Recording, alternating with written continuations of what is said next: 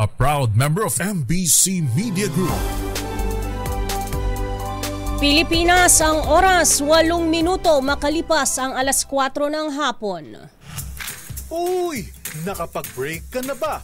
Nakapag-relax ka na ba? Saan ka man nagtatrabaho, mapa-opisina man o work from home o mula mismo sa pwesto, sasabayan namin ang break time mo. Sasabayan namin ng mga balita at komentaryo, mga panayam ng mga taong viral ngayon. DZRH Break Time!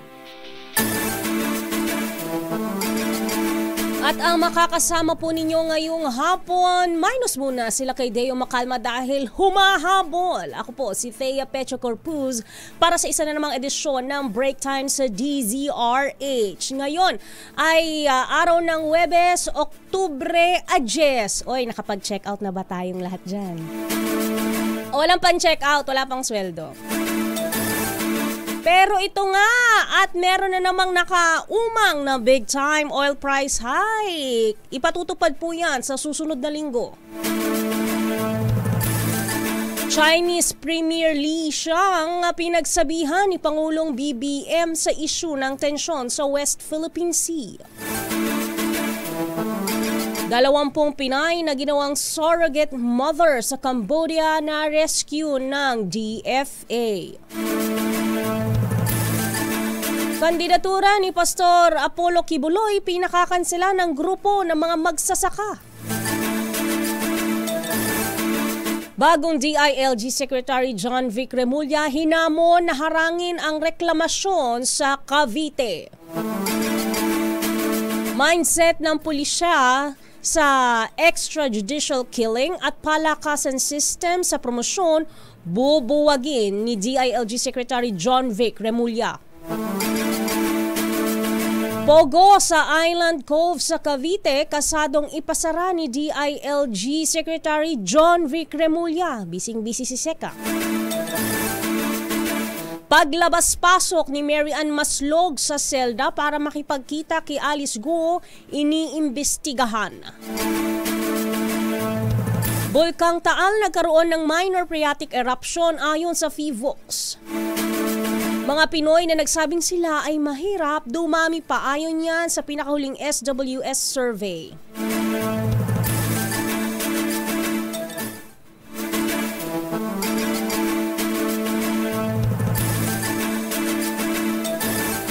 At para sa ating mga detalye, nakaamba ang malakihang pagtaas ng presyo ng produktong petrolyo sa susunod na linggo. Ito ay batay sa unang 3 araw ng trading sa world market. Ayon kay Leo Bellas, Pangulo ng Jetty Petroleum, kahit pa humupa ang presyo ng krudo sa huling trading, halos hindi na mapipigilan ng oil price hike sa Pilipinas. Ang nakaambang pagtaas na pang-4 na sunod na linggo na ay pinaniniwala ang epekto ng tensyon sa gitnang silangan.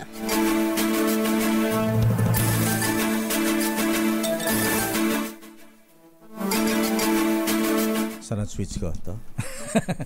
Samantala, kinumpirma ng Department of Foreign Affairs na 20 sa mga pinanabiktima ng human trafficking at ginawang surrogate mothers ang na-rescue naman sa bansang Cambodia.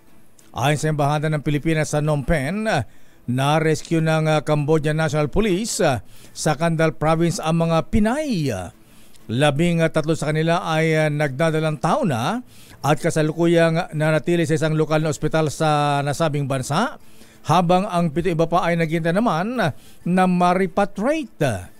Ang mga biktima ay na-recruit gamit naman ang online platforms na pinangakuan ng matinong trabaho sa Cambodia. Samantala, maghahain ng petisyon ang Workers and Peasants Party para kanselahin ang Certificate of Acceptance and Nomination ni Apollo Kibuloy. Sa panayam ni Lakay Deo Macalma at Elaine Apit sa programang Damdaming Bayan, iginiit ng labor leader na si Sonny Matula na hindi nila inendorso si Kibuloy. Nagtataka at nagulat anya sila na nadamay ang kanilang pangalan sa paghahain ng COC. Si Attorney Mark Tolentino na naghahain ng COC ni Kibuloy umano ang naging bahagi ng partido noong 2022 ngunit naging inactive ito. Narito ang naging pahayag ni Matula. Pero sinabi ni Attorney Tolentino siya daw ata ang pumirma. At yun po ay hindi otorisado sapagkat hindi naman po opisyal ng Workers and Peasants Party si Attorney Tolentino. Palagay ko ito po ay isang skema ni Apollo Kibuloy na parang magician na gumagamit ng smoke and mirrors, ano? Yung panglilito at panglilinglang na laro. Samantala, hinamon naman ng grupo ng mamangisda si bagong DILG Secretary John Vic Remulla na harangin ang nagpapatuloy na reclamation sa probinsya ng Cavite. Ayon sa grupo ng pamalakaya, dapat manindigan si Remulla laban sa mga mapanirang reklamasyon sa Cavite na dati niyang pinamumunuan bilang gobernador. Sabi ng grupo, hindi lang pogo ang kinapatigil kundi maging ang reclamation na sumisira sa kalikasan at kabuhayan ng halos 30,000 mangisda sa probinsya. Nanawagan din ang pamalakaya na bawiin na ang mga environmental permit ng 22 reclamation projects sa Manila Bay at ipatupad ng DILG ang memorandum circular para tiyaking itinataguyod ng mga LG ang proteksyon ng kalikasan at mga mamamayan mula sa mga mapanirang mga proyekto. Samantala, aalisin na ang palakasan system pagdating sa promosyon sa loob ng Philippine National Police. Ito ang sinabi ng kauupo lamang na DILG Secretary John Vic Remulla sa panayam ni na Anthony Taberna at Jerry Baha sa programang 2x2. Ayon kay Remulla, maglalagay sila ng merit at demerit system para matiyak na mga kwalipikado lamang ang mabibigyan ng pagkakataong umangat sa kanilang posisyon. Narito ang pahayag ni Secretary Remulla. Ang promotion kasi ngayon based on palakasan. Diba? As long as wala kang kasong matindi, popromote ka. Saka kahit may kaso, napopromote diba? So, we want to set a merit and demerit system na kung sino na nag-qualified, siyang mapopromote. And that goes also with the structural reforms that we want to do kung para mas active siya. Not everything is based on merit. Oras sa ganap na alas 4:15. Panahon na para baguhin naman ang mindset sa hanay ng kapulisan. Ito naman ang sinabi ni DILG Secretary John Vic Remulla sa ipatutupad na structural reforms sa Philippine National Police kasunod ng pagkakaupo niya bilang bagong kalihim ng DILG. Sa panahon ng 2x2, aminado si Remulla na naging normal ang extrajudicial killings o hindi alinsunod sa batas ng pagkamit ng hustisya. Sinabi ni Remulla na nadala ito ng mga pulis mula noong nakalipas na administrasyon hanggang sa ngayon. Nartong muli si Secretary John Vic Remulla. Ang problema kasi dyan ay nung previous administration, nagkaroon ng cultural shift ang PNPA. Dahil ang extrajudicial means of dispensing justice ay naging normal para sa kanilang lahat at naging acceptable. So yung culture na yan ay tumuloy. Hanggang ngayon ay andyan pa rin sila.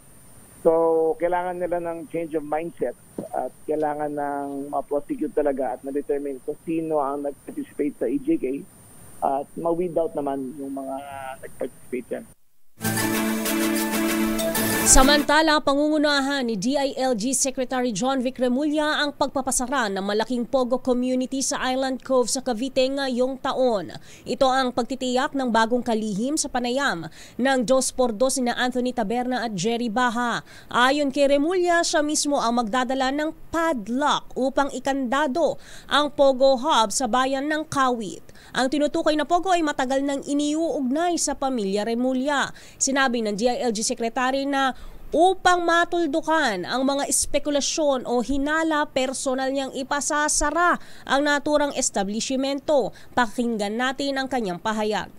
We will make sure na wala na siyang mga computers, wala na siyang mga gadgets, wala na mga servers. We will make sure na wala ng mga aliens na nakatira doon. Aliens without a valid, kasi kung working visa sila at hindi naman sila nagkatrabaho na, they have no reason to be there. So kung hindi residence permit na nakuha nila, kung working visa lang, tuluyan na namin papauwi. Alamin naman ng PNP kung may katotohanan ang paglalabas sa masok ng scammer na si Mary Ann Maslog sa PNP Custodial Center para makipagkita kay Alice Guo. Ito'y kasunod ng pahayag sa Senado na nagpakilalang tulay daw siya sa pagkakaresto kay Alice Guo sa Indonesia. Ayon kay PNP spokesperson General Gina Fajardo, inamin ni dating Intelligence Chief General Romeo Macapas na sinamahan niya si Maslog sa PNP Custodial Center para pigain si Guo tungkol sa mga nalalaman niyang impormasyon. Sinabi pa ni Fajardo na abogado at spiritual advisor lamang ang dapat ay pwedeng dumalaw kay Alice Guo sa kanyang kulungan. Kaya tinimbestigan kung may nalabagbang protocol sa pagbitbit ni General Macapas kay Maslog. Kasama pa ang abogado ng dismissed mayor na si Attorney Stephen David. Narito si Brigadier General Jean Fajardo. Supposedly ay mga lawyers lamang po at mga personal physician at even spiritual advisors po ng mga nakadetain po dyan. So it was admitted no less than by General Macapas yesterday that he was with the lawyer of Alice Guo and Miss Maslog on the first time na visit po. So titignan po natin yan kung ano po yung naging sadya.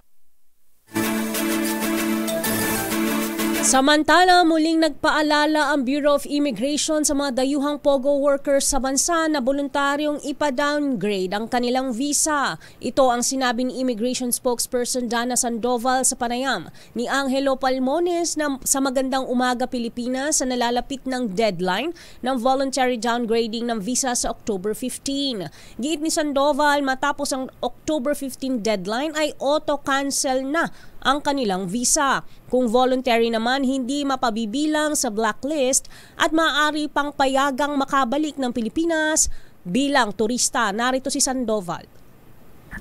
Sa pagda-downgrade po, essentially parang sinusurrender na nila yung kanilang status as working, yung kanilang working visa here in the Philippines, and they are reverting to the basic visa, which is a temporary visitor's visa.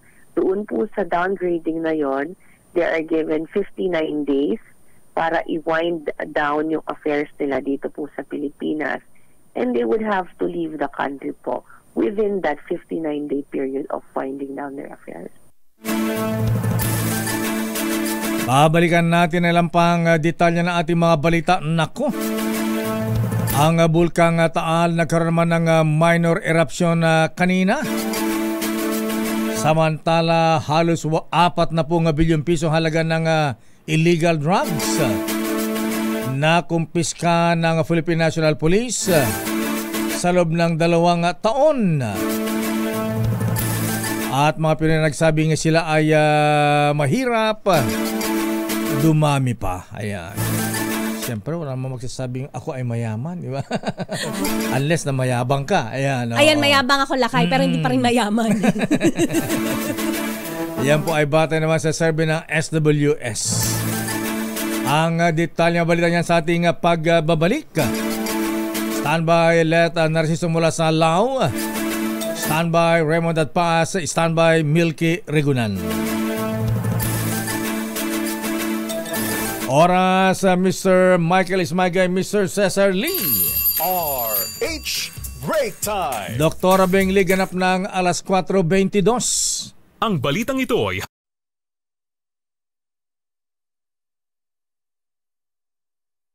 Sorry wala kasi akong kayang ibigay sa'yo, kundi Christmas card. Pero di bale, andito naman ako, di ba? Mas mahal mo ako kaysa sa Christmas card, di ba? Pero meron pa akong isang regalo sa'yo. Ibubulong ko sa'yo. Do you know that I love you very, very much? Said I'll awake on Christmas morning and find my stockings filled with you.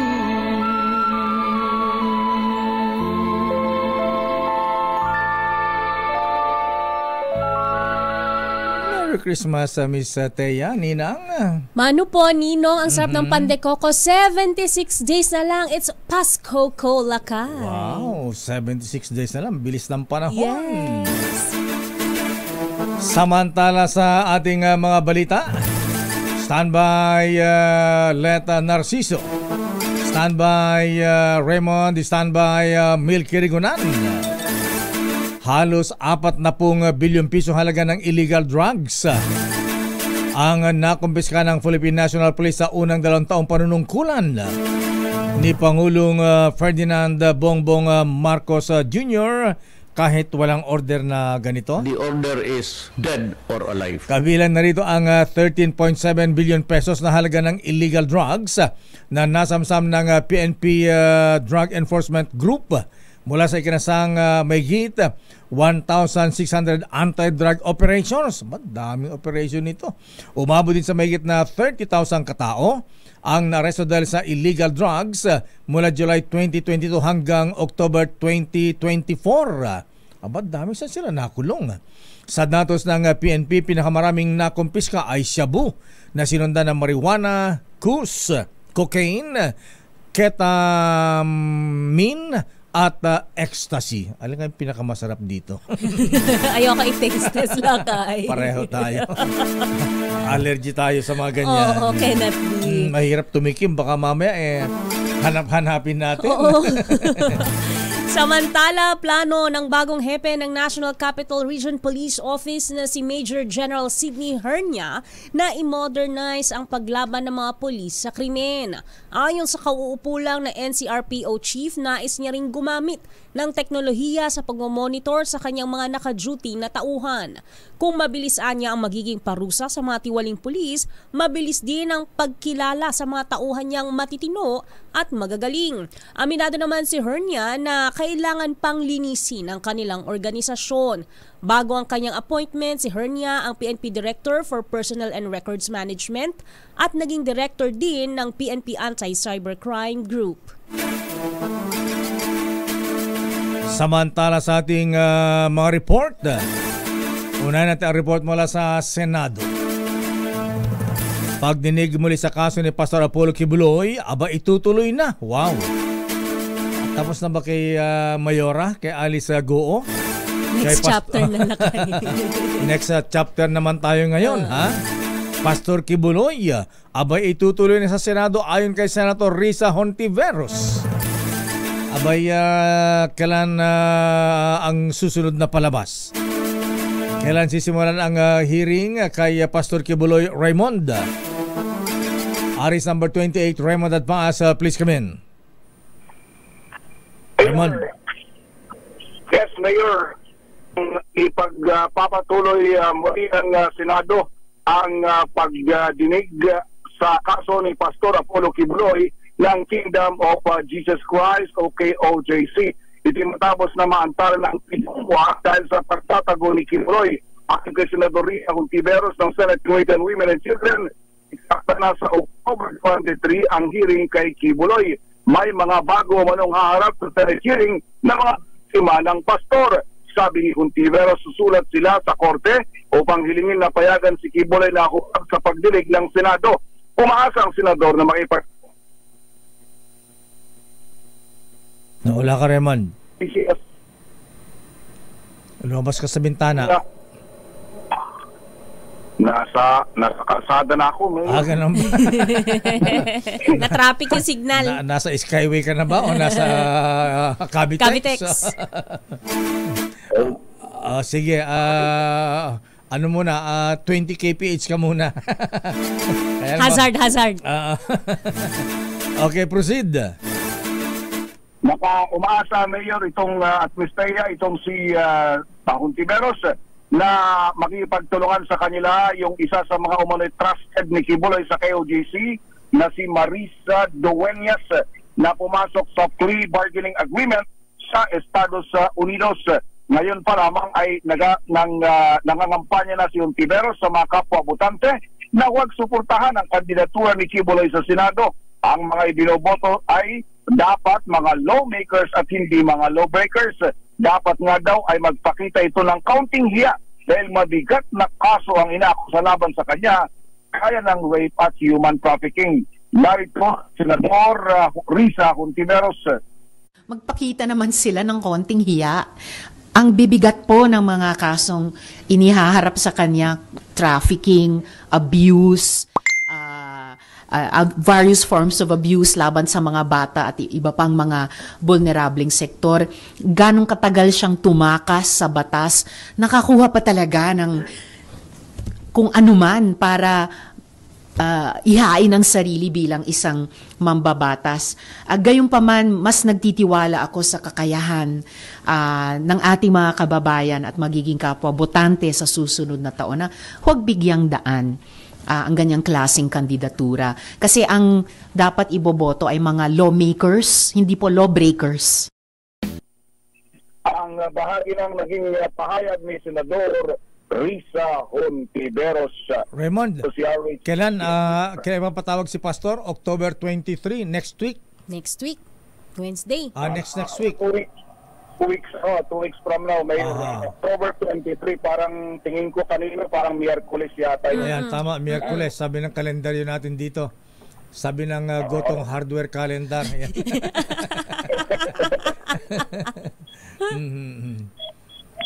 Okay, so ang tanong dito, papayagan kaya siya ng korte? Ayun, ang sabi ni Senador Risa, magpapadala sila ng communication sa korte para hilingin na payagan si Store na humarap sa pagdinig dahil yun din ang kanilang ginagawa, Mayor, dito kay Alice Go na meron na nakapunit na sa DJMP at kailangan tumaan muna sa korte at pinapayagan naman na magpunta sa pagdinig ng pati ng Kamara de Representantes, Mayor. Okay, maraming salamat, Raymond. Ito si RH20, Raymond Dadpas para sa DZRH. Una sa Pilipinas, una sa Pilipinas. Mas malupit ito, ha? Oo, laki. Dahil lalo kung haharap yung mga batang naging biktima, naku, Diyos ko, ha? Abay, drama thriller. Ayan. Oo, laki. And very traumatic siguro, no, sa magiging resource person. Samantala, Kongreso handang ipasa ang mga panukala para mapalakas ang agricultural sector sa harap ng pagbagal ng inflation. Idatali mo RH12 Milky Rigonan, Manang Milky. RH number 12, Milky Rigonan. Milky. Yes, Ateya, pinapurihan sa Kamara ang pagsisikap ng Marcos Jr. administration na makamit ang 1.9% inflation rate. Ayon kay ako, Bicol Party List Representative Elizalde Co, ang naturang inflation rate noong Setyembre ang pinakamababa sa loob ng 4 na taon. Sa datos ng Philippine Statistics Authority, malaking ambag sa pagbagal ng inflation ang pagbaba ng presyo ng pagkain, non-alcoholic beverages at transport. Sabi ni Ko, ang desisyon ni Pangulong Bongbong Marcos na maibaba ang taripa sa imported rice ay nakatulong ng pag-stabilize ng presyo at yung pang mga bilihin. Dagdag pa ni Ko, mahalagang masabayan ito na mga short at long-term measures gaya ng legacy project on food security para mapalakas ang produksyon ng agrikultura. Pinaburan din ni Ko ang panawagan naman ni NEDA Secretary Arsenio Balisacan na mamuhunan sa agrikultura at bigyan ng mga magsasaka ng access sa high-quality seeds at mga modernong teknolohiya. Ako si Neil Gregorio para sa DC. Yes, okay. Kailan naman itutuloy ang investigasyon dyan sa Kongreso? Alam mo, ang investigasyon ng SBI at saka HBI, ha? Ayan. Oo. Yung mga palabas nila parang palabas lang sa SM at saka Mega sa Ayala Malls eh. Oo, lakay. Pagandahan ng palabas. Kung sa Senado, mga third week pa yata ng October, ang Congressman Lakay at Teya, season 2 bukas, Lakay. Ng Season 2 na. Season 2 na bukas. In fairness, mabilis ang pacing dyan, Ayan. At saka gumaganda ang ang mga hearing sa umiinit, Kongreso, Oo. Medyo nadadaig na nila ang Senado minsan. Maganda ang climax. Minsan, Lakay, at Teya, dahil iba yung mga lumalabas na impormasyon at yung mga kumbaga ay mga dokumento na nilalahad doon sa committee hearing. Nagtatanong kami kung sino ang magiging mga resource person bukas, pero sabi nga ng mga miyembro ng Quadcom ay abangan na lang bukas yung pagbubukas ng season 4. At maganda rin, welcome development, yung sang-ayon ni former President Rodrigo Duterte na haharap siya sa Quadcom hearing. Pero hihintayin pa ito. At definitely hindi daw ito nakaschedule bukas dahil meron na silang mga nakaschedule na mga guest bukas na maaga rin nag-confirm ng kanilang attendance para dumalo bukas sa hearing ng Quad Committee. Ayan. So abangan natin yan. May agawan kaya uli ng mikropono at sa Senado may ambaan din kaya uli. Pero palagay ko hindi na. Ambaan, buhusan ng tubig, ganyan. Wala naman sa Lakay. Mukhang makalma naman lahat. Sa Kongreso, agawan lang ng mikropono. Ang sabi lang ni Congressman Robert Ace Barbers na siyang tagapamuno ng Quadcom ay isasalain nila. Ibig sabihin, yung mga late na congressman kapag naitanong na yung natanong nung unang mga portion ng hearing, wag na daw paulit-ulit kasi umahaba lang. Kung minsan Lakay at Teya, umaabot kami na mga 11:30 ng gabi ay hindi pa tapos yung hearing. Ayan, yung mga attendee makikinig kasi para hindi pa ulit-ulit yung tanong. Correct, yun na nga. Mag-monitor sila Lakay, Teya, at pag naitanong na, wag na lang itanong ulit. Kung may maganda naman silang follow-up, maganda sigurong follow-up na lang. Unless na may follow-up na question. Okay. Yes, pero yung uulitin lang, yung tanong na naitanong na nung mas maaga na hearing, wag na lang daw sayang naman ang oras. True. Ang Pangulong Digong pinadalan ba ng subpoena? Hindi daw nila gagawin yun, Lakay. Imbitasyon lang. Ang invitasyon. Actually, nung simula pa lang ng Quadcom hearing, may invitasyon na sila Hanggang ngayon ay umiiral pa rin yung invitasyon na yon at hindi daw nila pipilitin, hindi nila isasampahan ng contempt bilang pagkilala rin sa dating Pangulo. Ayan, buti naman. Okay, maraming salamat Manang Milky. Tanakapon na kayo, Teya. Ako si Milky Regunano Gulat para sa DCRH. Una sa Pilipinas, una sa Pilipino. Maraming salamat, Milky Regunano mula sa Kamara. Mr. President Dong, ayan, andito ba kayo sa Manila? Attend po ba kayo o hindi? That is a freedom of expression. Samantala, halos sa 40 undocumented Chinese nationals na huli sa isang anti-POG operation sa Cebu. Yung mga dati dito sa Luzon na nagpuntahan sa sa Visayas. Oo nga, Lakay. Sa Mindanao kaya. Aris number 52, Edniel Parosa, please come in. Edniel. Lakay at Pisteya, isa na namang hinihinalang iligal na pogo ang nadiskubre sa lalawigan ng Cebu. Arestado ng otoridad sa bayan ng Mualboal ang 38 Chinese nationals na napag-alamang nananatili sa bansa ng walang kaukulang dokumento at hindi makaintindi ng English. Kasamang nasamsam ng pulis sa Regional Office 7 ng ilang computer gadgets sa sinalakay na isolated resort villa sa barangay Saavedra. Sa report ng local police, nabatid de Setyembre 28 lamang nirentahan ng mga dayuhan ang buong lugar. Pero dahil sa kahina-hinalang aktibidad, nagsagawa na nga ng anti-POGO operation ng mga tauhan ni Police Brigadier General Anthony Aberin kung saan tumambad ang mga nalambat. Sabi ng Cebu Police Provincial Office, hindi pa masabi na illegal na POGO itong operasyon ng mga undocumented Chinese national. Pero nagpapatuloy ang investigasyon ng Regional CIDG para matukoy kung para saan itong gadgets pinadiskubre sa resort. Dito lamang nakaraang buwan, partikular nitong Setyembre, 162 ring foreign nationals ang na-rescue sa isa ring illegal umanong POGO o scamab sa lungsod naman ng Lapu-Lapu. Ito si Edniel Parosa, nag-uulat para sa DJ. Edniel, una sa Pilipinas. Yung ba mga nahuhuli sa mga POGO, illegal POGO operations, ipinapadeport ba kaagad sa China? Hindi lakay kasi kagaya nito ang example nito, wala silang dokumento kaya hindi matukoy ng ating bansa authorities kung may kaso ba ito dito kung ano man. Ang ginagawa kagaya nitong sa Buwal-Buwal Lakay, hinold muna sila doon sa Cebu. Yung iba lakay kapag PAOK ang naka-operate may ano sila kung di ako nagkakamali dyan sa Pasay, mayroon silang holding area para dito sa mga foreign nationals. Yung iba naman, kagaya nito sa Buwal-Buwal, kung sinong naka-aresto, doon muna inilalagay lakay bago yung proseso. Ang gagaling nila, hindi itinatago yung passport, ayan, para hindi sila maipa-deport ka agad sa China. Dahil kung naipa-deport sila sa China, agad-agad, mas lalong mahirapan sila doon o kaya bitayin pa agad sila mas doon. Mas malupit doon, lakay. Yun nga, lakay, dahil napakahigpit ng offshore gaming doon sa China, yung illegal gambling dito, pero na nga ang ginagawa, walang makuha dokumento sa kanila, kaya pahirapan sa authorities natin yung pagproseso sa kanila kung ano yung kanilang mga identity. Okay, maraming salamat, Edniel.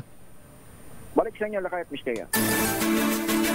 Samantala, presyo ng bigas sa kadiwa ng Pangulo Program binabaan pa. 43 pesos per kilo mabibili na simula bukas ayon yan sa Department of Agriculture. Taas pa rin, 43. Oo nga, lakay, kasi di ba dapat 20. Idetalye mo nga yan, RH5 Val Gonzalez. Val. Magandang balita ito, Mayor at Misteya, dahil mula sa presyong 45 pesos ay 43 pesos na lamang mabibili ang kada kilo ng bigas sa mga tindahan ng kadiwa ng Pangulo. Ito ay bahagi ng patuloy na pagpapalawak ng Department of Agriculture sa Rice for All program na naglalayong magbenta ng mura at kalidad na uri ng bigas sa publiko. Sa isang pulong balitaan, sinabi ni DA Assistant Secretary at spokesperson Arnel de Mesa na tugon ito ng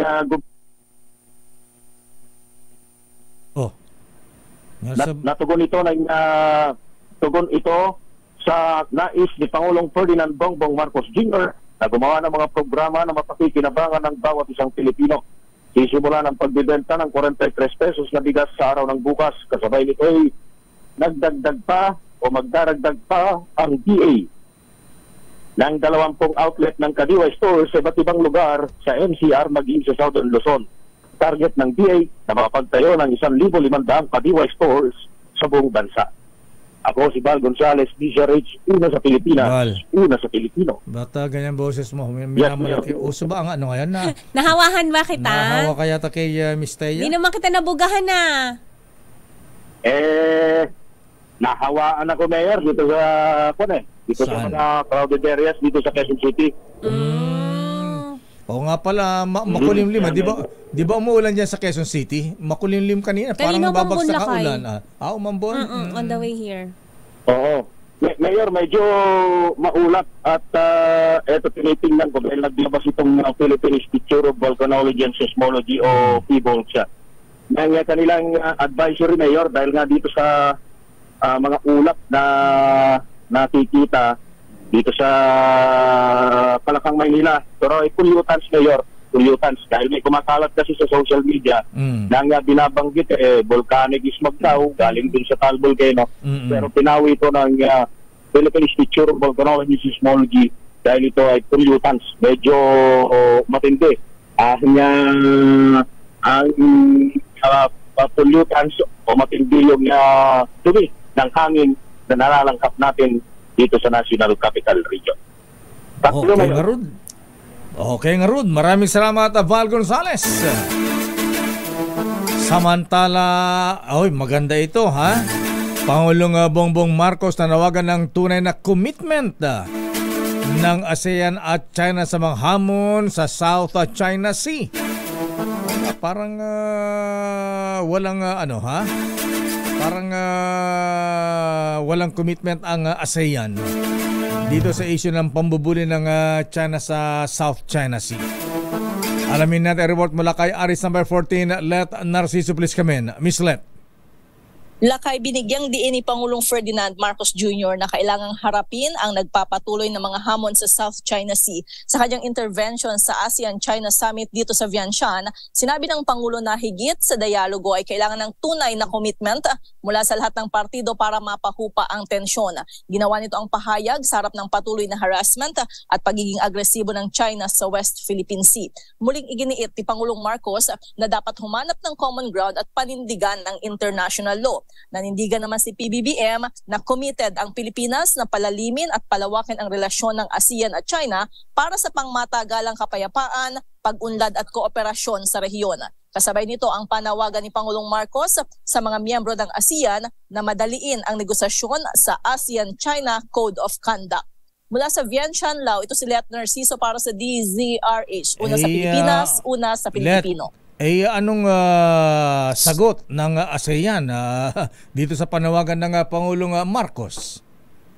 Ayan lang kayang ating hihintayin sa mga ilalabas na dokumento pagkatapos nitong ASEAN Summits. Ayan. Sige, tingnan nga natin kung may yagmols ang mga members ng ASEAN na banggain. Hindi na babanggain. Sasabihan lang naman ng China, di ba? Hindi naman tayo nagamon ng away dahil magandang trading partner din ng China dahil nandun pa yung parcel ko, Lakay. Ganun ba? Baka di ka na makabili ng mga 10-10 pa naman. Ganun ba? Oo. Ayan. Ang laking market kaya ang China. Kaya yung iba takot. Ayan. Oo. So, yan ang maganda. Bagamat yung ibang may mga claim din dyan sa South China Sea na mga bansa, pareho naman halos yung panawagan kagaya ng sa Pilipinas. Di natin narinig. At least buti pa ang Vietnam lumalaban, ha? Kaya lang itong si Sultan Tulis, ayan, hindi kumikibo. Ang Brunei, Sultan Hassan al-Bolkiah. Parang wala tayong narinig na statement nila against China. Buti pa ang Malaysia, ha? Ayan, si Mahathir. Lumalaban si Mahathir ng Malaysia. Mahathir tuloy. Si Anwar Ibrahim. Ayan. Ibrahim. Anwar Ibrahim. Okay, abangan natin kung ano ang magiging stand ng ASEAN.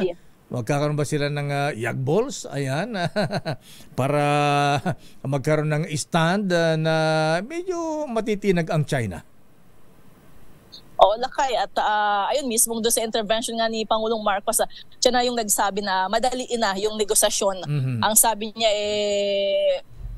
para maisulong yung makabuluhang pag-unlad, kailangang matigil yung harassment at pagiging agresibo ng China dyan sa South China Sea.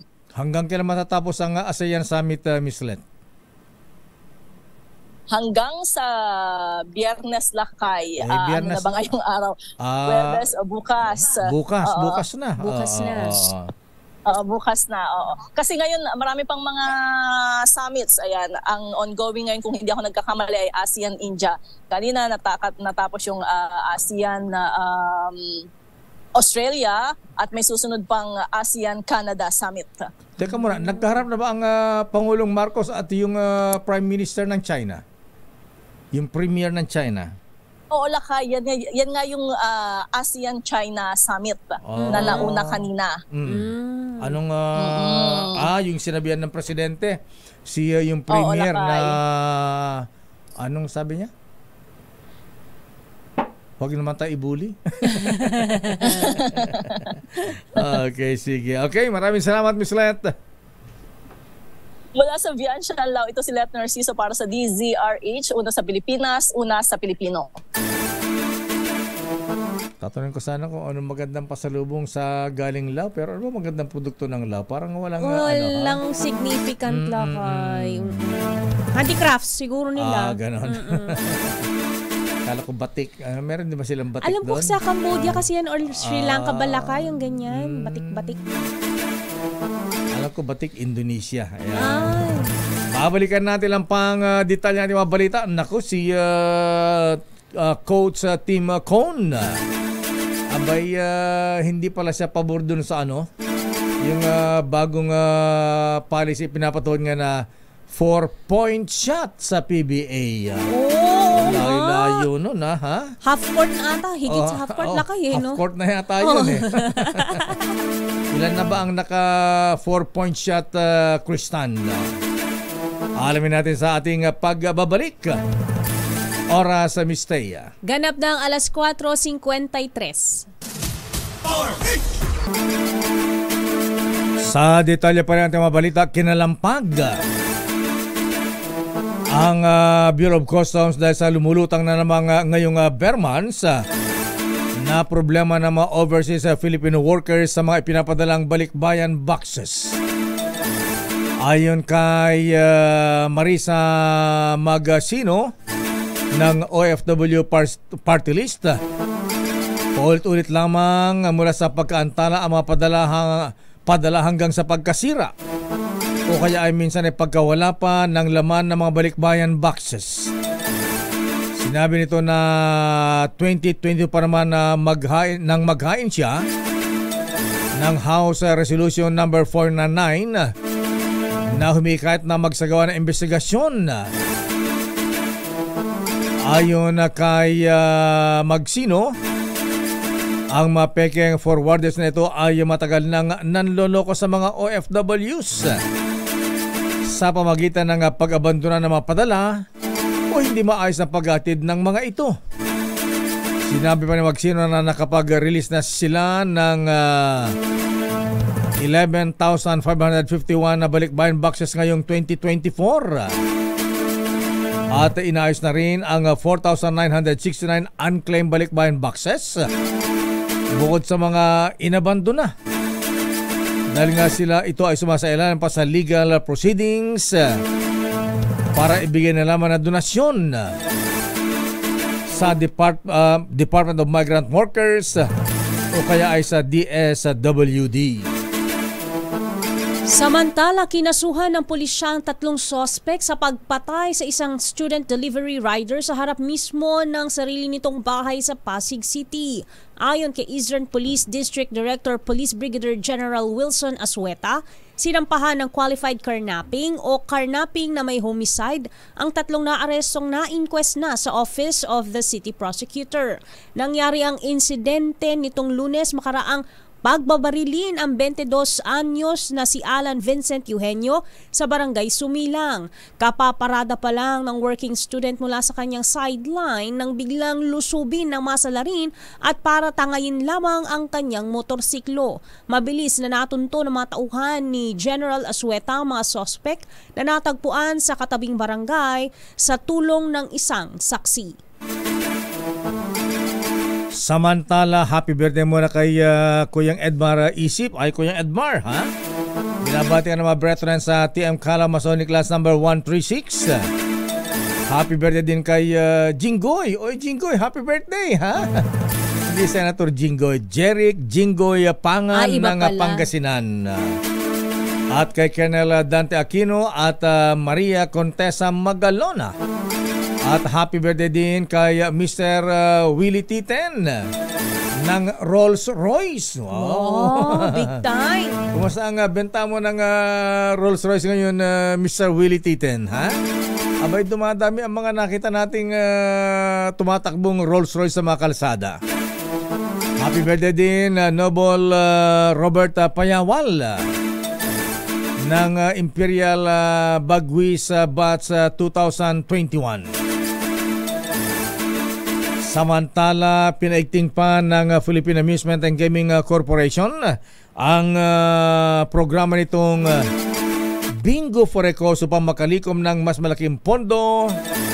Ang mga grupo at pamahalang lokal na balak magsagawa ng fundraising activities sa pamagitan ng bingo. Under B, under I. Ang kay Pagcor Bingo Department Assistant Vice President Maria Teresa Ocampo, inaproba na nila ang ilang bagong pakete para sa Community Bingo Program.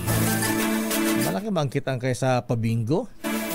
Sa ilalim ng bagong programa, maaaring kumita ang isang organisasyon ng hanggang 50% ng gross ticket sales ng kanilang bingo events.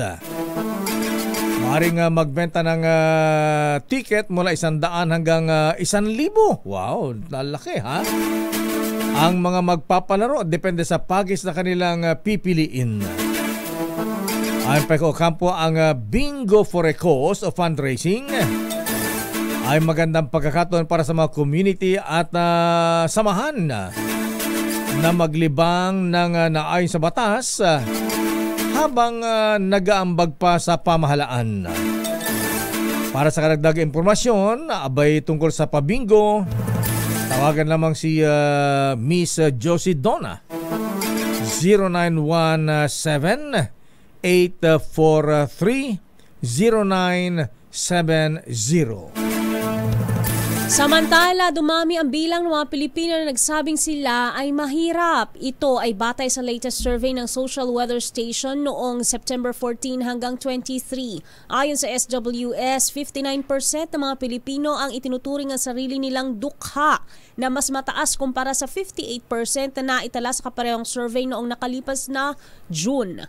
Tinataya na aabot sa 16.3 million na Filipino families ang nagsabing sila ay mahirap o 300,000 pamilya na mas mataas kumpara sa 16 million noong Hunyo. Lumabas din sa survey na 9.1% na kabilang sa listahan ay newly poor o hindi nakita ang sarili na mahirap mula noong nakalipas na 1 hanggang 4 na taon.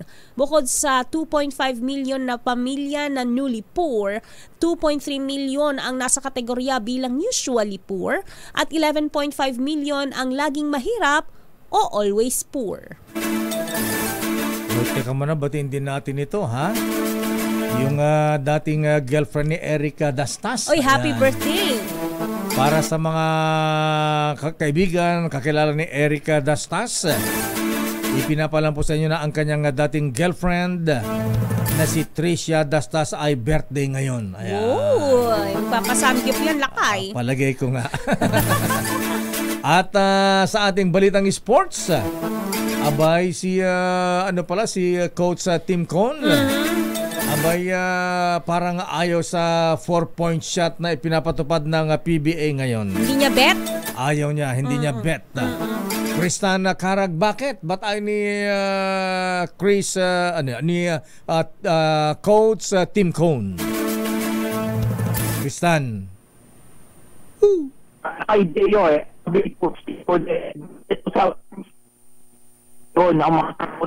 para ang signal, no? Parang ayaw din eh. Ayan, parang gumagaralgal ka. Kumukontra din lang kayong signal. Labas ka muna ng building. Ayan, takbo ka muna. Ayan, okay, proceed.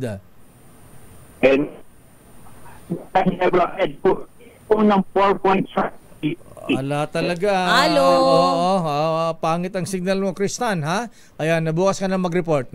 Na 3-point shot yung na 3-point shot niya. Nasupalpal. Ayan. Take 2. Okay. Game na. Take 2. Awan talaga. Saan ka ba nagre-report? Ba't na ganyan ang signal mo? Ay, ni Aling Felicidad ng ganyan?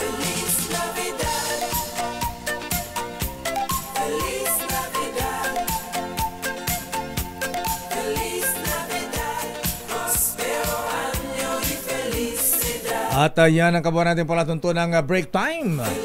Ako po si Deo Macalma. Ako naman, Thea Petro Corpuz. Antabayan po ang mga balansyadong balita. Chairman of the Board, future Mayor ng San Antonio, Quezon. Tataas din natin ang kamay niyan. Ayan. At Miss Karen Oyong. Tataas din natin kamay niya, lakay. Yes.